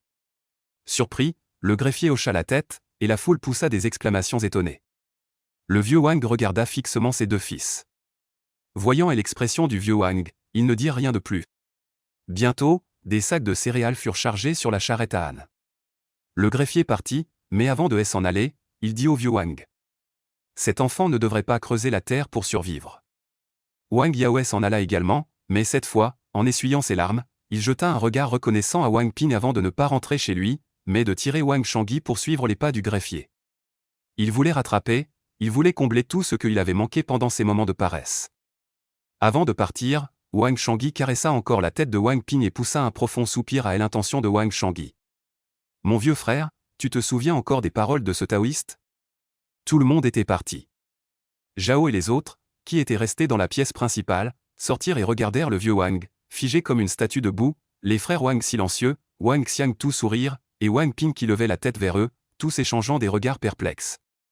Au bout d'un moment, le vieux Wang laissa échapper un souffle, retrouva son air de chef de famille, et dit lentement mais fermement. Rentrons pour discuter des études de Pinguer. Après avoir dit cela, le vieux Wang, sans attendre la réponse des autres, mit les mains dans le dos et rentra seul dans la pièce principale. Les études. Bien que Zhan ne comprenne pas ce qui venait de se passer, en entendant les paroles du vieux Wang, elle ne put s'empêcher d'être secrètement ravie, mais son visage resta très calme. Et, allons Yves Zhaoxi regarda Eshi, dont le visage était figé, et Wang Xiang, qui se réjouissait encore pour Wang Ping. Elle secoua la tête, poussa un soupir impuissant, ce jour était finalement arrivé. Wang Yufa regarda son frère aîné Wang Yingxion. Wang Yingxion, comme d'habitude, n'affichait pas de grande émotion sur son visage, mais Wang Yufa sentait tout de même que l'humeur de Wang Yingxion était un peu étrange. Wang Yingxion, voyant Wang Yufa qui le fixait, tordit sa bouche en un sourire maladroit, fit semblant d'être décontracté en tapotant le bras de Wang Yufa. Allons, entrons aussi. Notre famille Wang va aussi avoir un lettré. Frère, avant que Wang Yufa ne puisse parler, Wang Yingxion, comme quand ils étaient petits, poussa Wang Yufa avec ses mains, pas à pas, vers la pièce principale. Belle-sœur, Zhan Shi jeta un coup d'œil plein de culpabilité à Eshi. Eshi resta immobile sur place, ne répondant pas. Après un moment, elle caressa la tête de Wang Xiang, ses yeux s'embuèrent soudainement, puis elle sourit doucement à Wang Ping, qui la regardait avec inquiétude, et tira Wang Xiang pour entrer. Zhan Shi, en voyant Eshi et Wang Xiang s'éloigner, ressentit une certaine tristesse, mais son regard était résolu. Elle prit la main de Wang Ping et entra. Dans la salle principale, au centre se trouvait une petite table carrée en bois, fabriquée par le vieux Wang lui-même. Cette table portait aussi de nombreux souvenirs d'enfance chaleureux de Wang Ping. En venant dans ce monde, dans la famille Wang, il se sentait chanceux. Mais aujourd'hui, qui aurait dû être un jour de repos et de rire après avoir payé l'impôt agricole annuel, l'atmosphère dans la salle principale était extrêmement lourde. Le vieux Wang était déjà assis à la place d'honneur. Grand-mère Zhao, assise sur un petit tabouret en bois derrière lui, regardait tout le monde avec inquiétude. Wang Yufa, Wang Yingxion et Eshi étaient chacun assis des deux côtés de la petite table en bois, sans dire un mot. Zhan Shi jeta un coup d'œil et s'assit à côté de Wang Yufa. Les deux belles filles baissaient la tête, perdues dans leurs pensées. Les deux sœurs, sentant l'atmosphère tendue, avaient déjà pris leur tabouret et s'étaient glissées derrière Wang Xiang, non loin de la porte. Il restait une place vide à la petite table en bois, la dernière. C'était réservé à Wang Ping, car il était le protagoniste du jour. Tous les présents dans la pièce regardèrent Wang Ping à l'unisson. En voyant ses proches, Wang Ping comprit intérieurement que c'était peut-être la dernière chance pour lui de pouvoir étudier. Prenant une profonde inspiration, Wang Ping salua tout le monde dans la pièce avant de s'asseoir lentement. Voyant Wang Ping bien installé, le vieux Wang tout sauta légèrement. Puisque tout le monde est là, que chacun donne son avis. Que pensez-vous des études de Pinguer ? Dès que le vieux Wang eut lancé le sujet, la table devint instantanément silencieuse. Wang Ping, étant le cadet, bien qu'il ait été étiqueté comme poli, raisonnable et ayant ses propres opinions au fil des ans, n'avait toujours pas le droit de parole dans une telle occasion. Alors il observa tranquillement les réactions de tous. Zhan poussa discrètement Wang Yufa. Wang Yufa jeta un regard d'excuse à Wang Yingxion et prit la parole. Père, grand frère, vous avez vu ce qui s'est passé aujourd'hui. Pinguer a seulement suivi le petit-fils de l'oncle Chang Yi pour lire quelques jours, et il a déjà pu calculer les impôts fonciers de tant de familles. Si Pinguer pouvait vraiment aller à l'école quelques jours, ne pourrait-il pas devenir un lettré ou quelque chose du genre ? Même si ce n'est pas le cas, vu sa performance aujourd'hui, dans quelques années, il n'y aurait aucun problème à ce qu'il devienne comptable en ville. Et d'après ce que dit ce fonctionnaire, notre Pinguer a un talent inné qui n'est pas médiocre. Je veux dire, je voudrais que Pinguer étudie. Zhan Shi regarda le vieux Wang sans parler, devinant à peu près son intention, et prit la parole pour continuer. N'est-ce pas ? Même si je ne sais pas ce qui s'est passé aujourd'hui, cet enfant Pinguer est différent des autres depuis son enfance, et un taoïste n'a-t-il pas dit que son avenir serait exceptionnel ? Nous appelons toujours les lettrés les étoiles ou enchants du ciel. À mon avis, l'origine de notre Pinguer n'est pas ordinaire non plus, il pourrait bien être une étoile ou enchant. Voyant qu'ils avaient fini de parler, le vieux Wang hocha la tête et regarda Wang Yingxion et les autres. Aîné, quel est l'avis de ta famille ? Wang Yingxion hocha la tête. Je suis d'accord. Et, n'ayant rien d'autre à dire, hocha aussi la tête. Moi aussi, je suis d'accord. Bien. Alors c'est décidé, Dans quelques jours, on trouvera un moment pour emmener Pinguer à l'école. Le vieux Wang caressa sa barbe en souriant et scella ainsi cette affaire. Wang Yufa et Zhang Shi ne s'attendaient pas à ce que leur frère aîné et sa femme acceptent si vite, et ils en furent remplis de gratitude. Et l'argent pour les études de Pinguer, comment on fait? J'y ai entendu dire que les frais de scolarité de l'enfant du chef de village sont loin d'être négligeables. La grand-mère Zhao s'exprima avec inquiétude. En entendant cela, le vieux Wang afficha aussi un air soucieux, mais Wang Yufa et Zhang Shi répondirent en souriant. Père, mère, vous pouvez être tranquille là-dessus. Moi et Yufa, on en a parlé. La récolte des automnes est finie. Dans quelques jours, Yufa ira au bourg ou au chef-lieu pour faire des travaux de force, il pourra gagner une quinzaine ou 20 sapèques par jour. Moi, je chercherai des commandes de broderie, et en hiver, je prendrai aussi des travaux de lavage. Yufa pourra aussi couper du bois en montagne. On trouvera toujours un moyen. Si vraiment ça ne va pas, on empruntera un peu à mon frère aîné et à ma belle-sœur, mais on fera une reconnaissance de dette, on n'osera pas leur demander de l'argent sans rien donner. Zhang disait en riant comme si le travail dans sa bouche était incroyablement facile. Wang Ping, les yeux peu à peu rouges, se jura intérieurement de bien étudier tout en voyant germer dans son esprit l'idée de gagner de l'argent.